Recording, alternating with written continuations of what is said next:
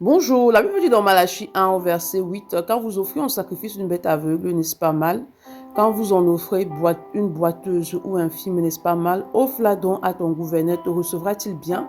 Te fera-t-il bon accueil, dit l'Éternel des armées. Quelle est la nature des sacrifices que tu amènes devant le Seigneur? Quelle est la nature des offrandes que tu donnes à Dieu? La nature de ton offrande, en fait, dépend justement de la nature de ton cœur, du cœur avec lequel tu donnes l'offrande. Lorsque tu donnes l'offrande, le Seigneur ne regarde pas forcément à ce que tu donnes ou à l'acte que tu poses, mais regarde à ton cœur. Quels sont les trésors qui remplissent ton cœur? Quels sont les trésors qui te poussent justement à faire des offrandes à Dieu? C'est un fond des offrandes pour qu'on dise qu'ils ont fait. C'est un fond des offrandes justement à contre-cœur. Mais ce que le Seigneur désire, c'est ton cœur. Il désire que dans tout ce que tu fais, que tu le fasses, non pas parce qu'il faut le faire, mais que tu le fasses par amour.